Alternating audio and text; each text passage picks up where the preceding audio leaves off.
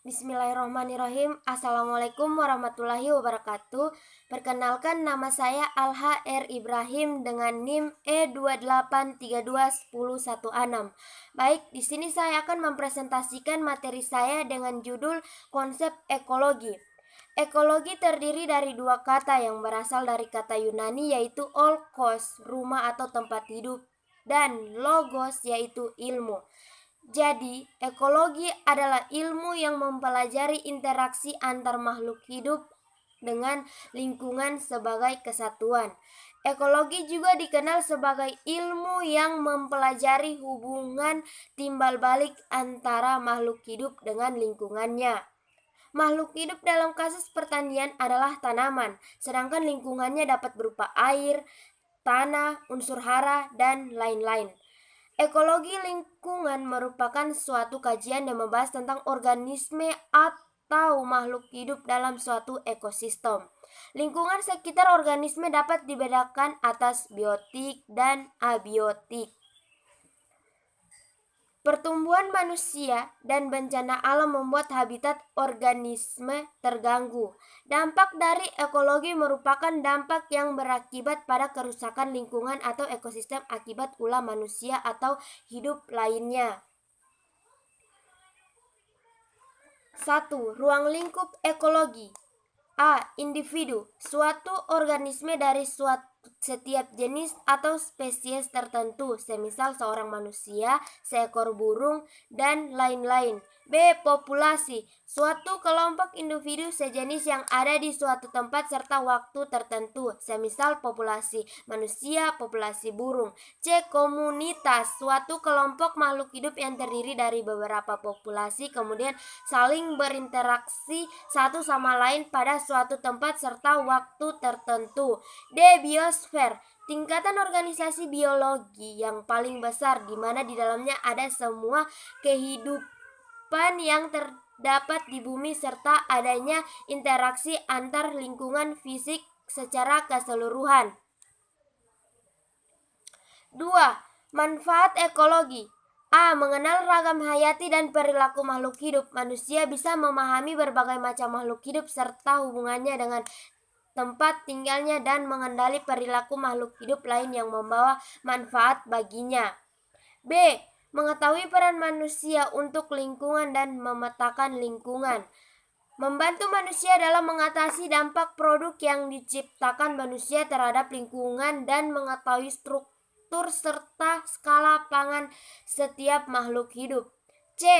Memecahkan masalah pertanian, energi, dan kesehatan. Masalah kesuburan tanah, ketersediaan energi, dan hewan yang dapat mengancam kesehatan tanah. 3. Jenis-jenis ekologi. Ekologi manusia, ekologi tumbuhan, ekologi hewan, ekologi habitat, ekologi populasi, ekologi bahasa, ekologi sosial, dan ekologi antariksa. 4. Pembagian ekologi. Ekologi dapat dibagi menjadi dua, yaitu 1. Autekologi. Autekologi membahas pengkajian individu, organisme, atau spesies, sejarah-sejarah hidup, dan perilaku sebagai cara-cara penyesuaian diri terhadap lingkungan, biasanya mendapatkan penekanan pembahasan meliputi aspek siklus hidup, adaptasi sifat parastik, non-parastik, dan lain-lain. 2. Sinokologi. Sinokologi membahas pengkajian golongan atau kumpulan organisme-organisme yang berasosiasi bersama sebagai satu kesatuan yang saling berinteraksi dalam suatu daerah tertentu. Bila diadakan suatu studi mengenai hubungan suatu jenis pohon terhadap lingkungan, pengkajian itu akan bersifat autekologi. Apabila studi itu memperhatikan atau mengenai hutan di mana jenis pohon itu tumbuh, pendekatannya bersifat sinokologi. 5. Ruang lingkup ekologi. 1. Populasi, kelompok individu-individu yang memiliki kesamaan genetik dan berada bersama-sama dalam tempat dan waktu yang sama. 2. Komunitas. Kelompok populasi yang berada bersama-sama dalam tempat dan waktu tertentu. Tingkatnya tergantung pada skala yang kita tetapkan. Dalam ekologi dikenal dengan istilah rantai makanan. Rantai makanan merupakan lintas konsumsi makanan yang terdiri dari beberapa spesies organisme.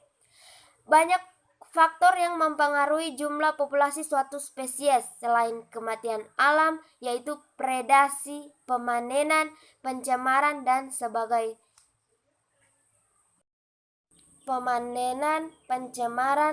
sebagai berikut. Predasi merupakan salah satu faktor yang sering dibahas dalam interaksi antar spesies. Kehadiran predator memberikan pengaruh pada jumlah prey. Oleh karena itu, pada interaksi tiga spesies, kehadiran predator kedua berpengaruh pada jumlah predator pertama dan prey, sehingga dalam rantai makanan tiap komponennya saling memberikan pengaruh. Baik, itulah hasil presentasi dari saya. Saya akhiri, wabillahi taufiq wal hidayah. Wassalamualaikum warahmatullahi wabarakatuh.